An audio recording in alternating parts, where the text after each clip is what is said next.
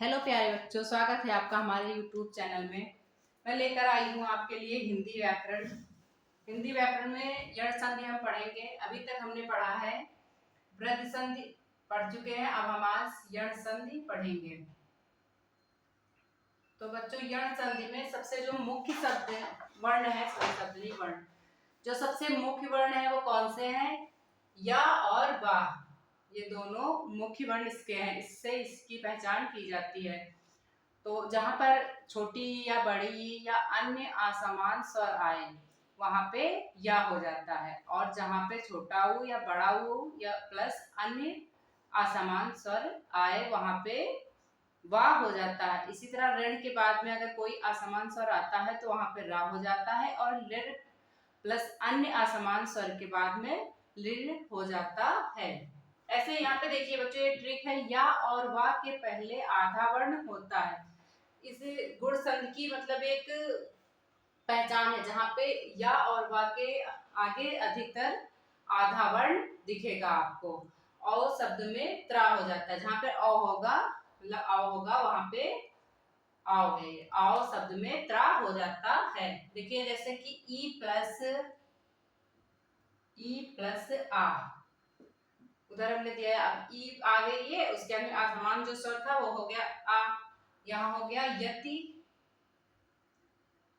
Plus अपी। क्या हो गया? यदि प्लस अपी बराबर क्या हो जाएगा इसका? इसका बराबर क्या हो जाएगा? यद्यपि। क्या हो जाएगा? यद्यपि। छोटी छोटी के बाद में यहाँ पे जैसे क्या बताया, छोटी ई उसके अंदर कोई असमान स्वर आएगा तो वहां पे या हो जाएगा। तो यहाँ पे हमने देखा कि छोटी ई आई है, ये छोटी की मात्रा हो गई, और यहाँ पे असमान स्वर आया तो यहाँ पे क्या हो जाएगा? या हो जाएगा। या हो गया, और ये जो धा है ये आधा हो गया, ये धापी आ हट गया। ठीक है बच्चों। उसी तरह प्रति प्लस अच्छ, प्रति प्लस अच्छ, प्रति अच्छ। प्रति अच्छ में क्या हो जाएगा? प्रत्यक्ष बराबर प्रत्यक्ष। यहाँ पे क्या है? छोटी ई है और छोटी ई के बाद में आ है, तो यहाँ पे क्या हो जाएगा? ये या के आगे यहाँ पे लगा है आधा ता। तो ऐसे यहाँ बताया है कि या वा के पहले अगर आधा ता आपको दिखता है तो वहां पे क्या हो जाएगा? वहां पे यण संधि हो जाती है। उसी प्रकार है रीत प्लस अनुसार, रीति प्लस अनुसार। इसका क्या हो जाएगा?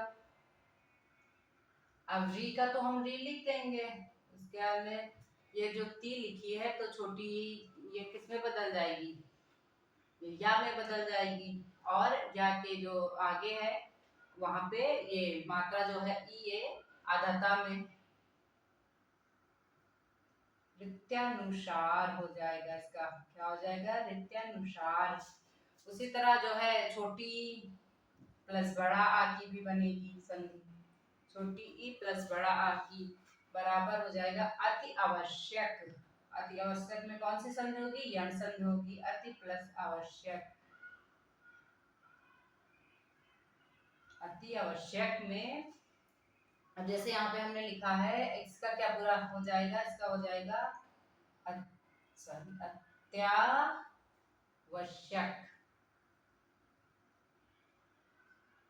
अत्यावश्यक।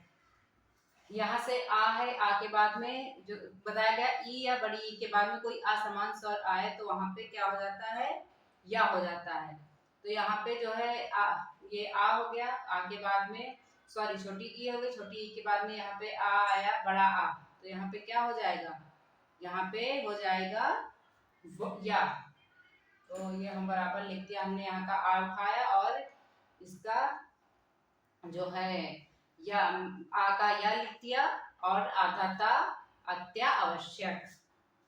उसी तरह हो गया बड़ी ई और बड़े आ की, बड़ी ई और बड़े आ की संधि क्या होगी?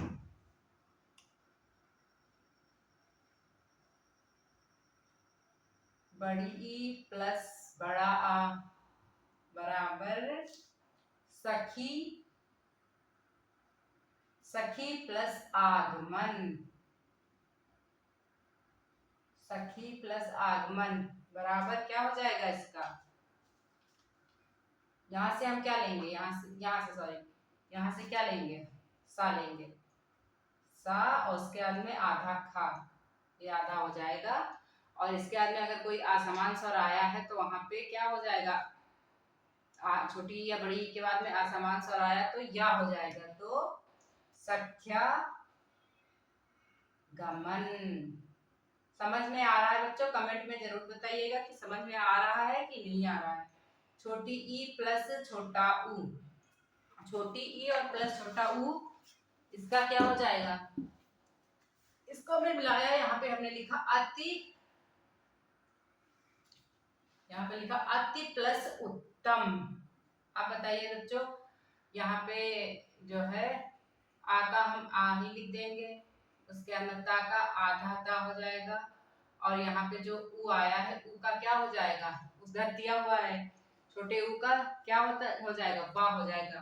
तो यहाँ पे क्या हो जाएगा बताइए? अति उत्तम हो जाएगा।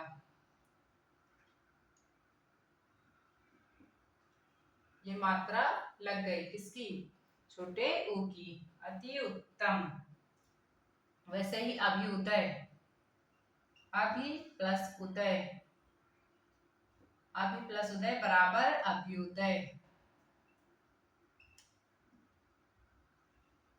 अभ्युदय।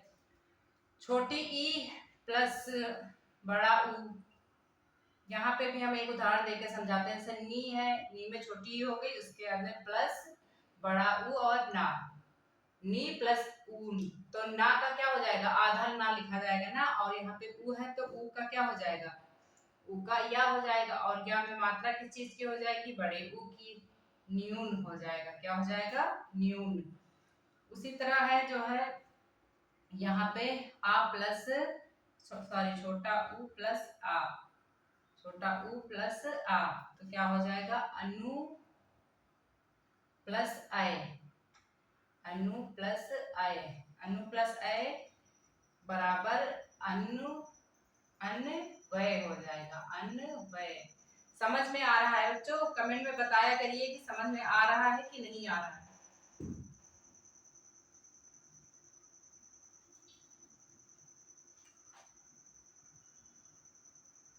अगला हम देखते हैं छोटा ऊ और बड़ी ई।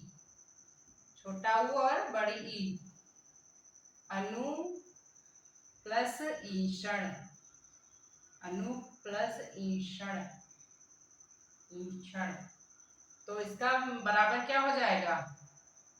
अन्वीषण।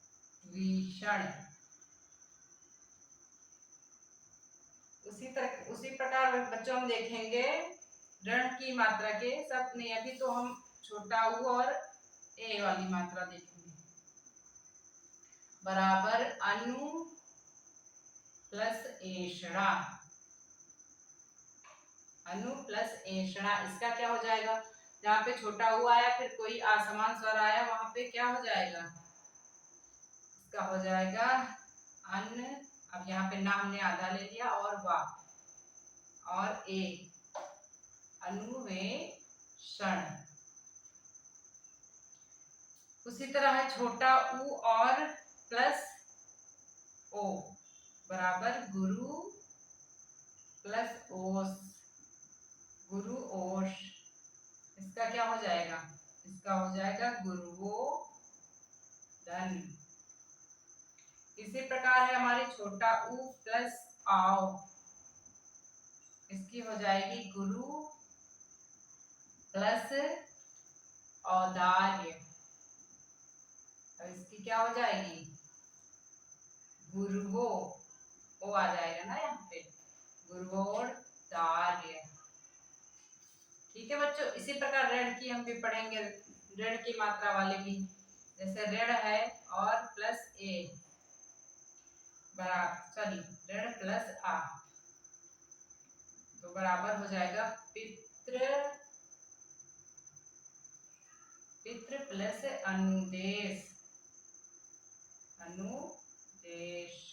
पितृ प्लस अनुदेश। तो यहाँ पे क्या हो जाएगा, पितृनुदेश हो जाएगा,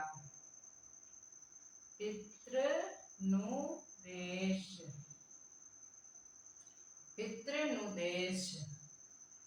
वैसे ही जैसे यहाँ पे लिखा है ऋण, और ऊपर बता दे रहे हैं, जैसे लिखा है ऋण और प्लस बड़ा, यहाँ पे हो जाएगा मात्र प्लस आदेश। इसका क्या होगा, इसका होगा मात्रादेश, इसका होगा मात्रादेश। तो गुण संघ में जो मेन बात आपको याद रखनी है वो ये कि या वाक्य पहले आधा वर्ण होता है और छोटी बड़ी के बाद में अगर कोई भी स्वर आता है तो वहां पे या हो जाता है। बड़े ऊ या बड़ा, छोटा ऊ या बड़ा ऊ के बाद में कोई अन्य स्वर आता है तो वहां पे वा हो जाएगा। ऋण के बाद कोई अन्य स्वर आता है तो वहां पे रा हो जाएगा। लृ के बाद में अगर कोई अन्य असमान स्वर आता है तो वहां पे लृ हो जाएगा।